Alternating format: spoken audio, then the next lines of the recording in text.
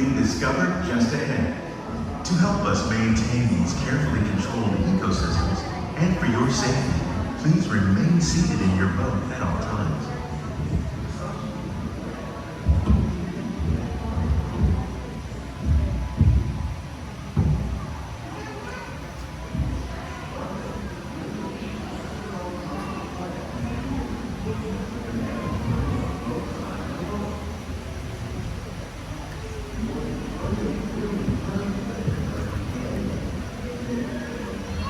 Welcome to our living laboratory, where scientists from Epcot and the U.S. Department of Agriculture are exploring innovative ways to produce bountiful harvests now and into the future.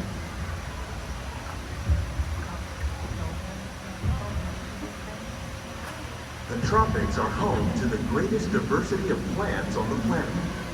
Many of these, like papaya, bananas, cacao, coffee, and rice, are well known around the world. These are just a few of the edible plants that have been an important source of nutrition for people living in the tropics. Many are rich in vitamins and minerals, while others are well adapted to growing in less than ideal conditions. Some, like the water lily, thrive in wet, swampy areas and waterways. All parts of this plant, even the flower petals, are edible. The starchy root of the plant has long been used to make flour for baking.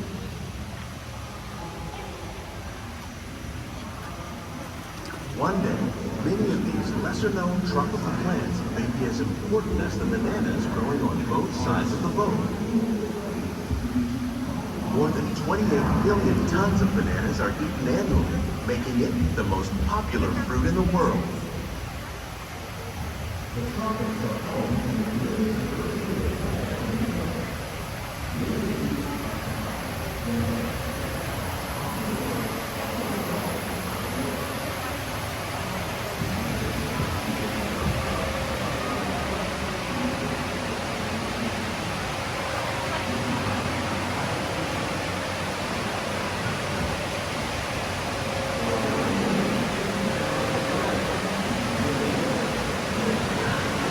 When we mention farming, we probably don't think of fish, but fish farming, or aquaculture, accounts for nearly half of all the seafood consumed globally. Tilapia, bass, and catfish, like the ones you see here, are three of the more popular crops raised by fish farmers. The sustainable system we're using here recycles the water in the tanks. As a result, we're able to save millions of gallons each year. Our small fish farm produces nearly 5,000 pounds of fish each year to serve in restaurants around Walt Disney World. Innovations like this can play an important role in our efforts to produce bountiful harvests and still protect natural resources.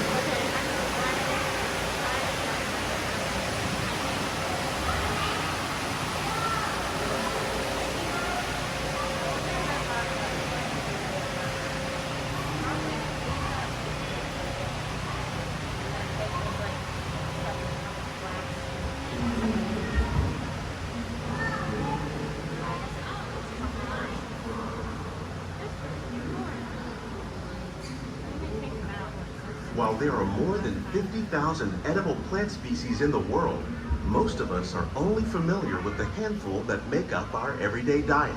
The common grains growing here, wheat, maize, sorghum, and millet, plus rice, account for nearly 2/3 of our global food consumption.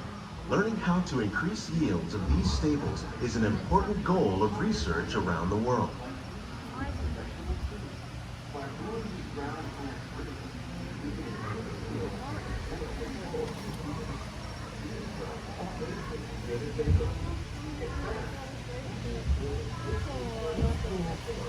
These plants are definitely on their way up. Innovative growing techniques like these increase yields while more efficiently using resources like water, fertilizer, and pesticides. Another innovation at work here is our integrated pest management program. By populating our greenhouses with beneficial insects that prey on harmful pests like aphids and flies, we are significantly reducing our reliance on conventional pesticides. We're growing these crops using our nutrient film system. This technique precisely controls and recycles water and nutrients. With it, we can produce over 27,000 heads of lettuce a year in this one small area.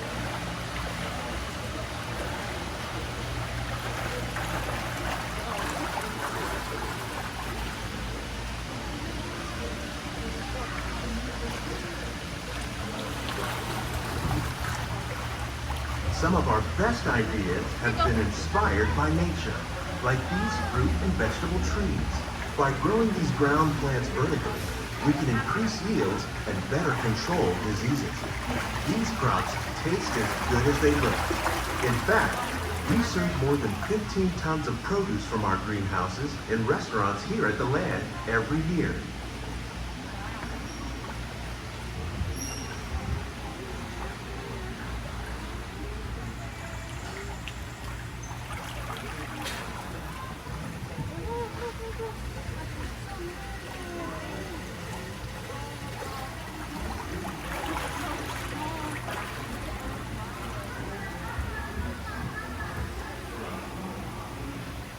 The future of agriculture may include innovative ideas like this vertical growing system. Plants grown in this way use a fraction of the space required by traditional growing methods. That saves water and increases production. The aquaponics system on your left combines hydroponics with aquaculture. The fish provide a natural source of fertilizer for the plants, and the plants help keep the water clean for the fish. It's another great way to produce more while using less. In our lab, Epcot scientists are working with the U.S. Department of Agriculture on a number of innovative projects. The goal of these efforts is to produce higher yielding and better quality plants.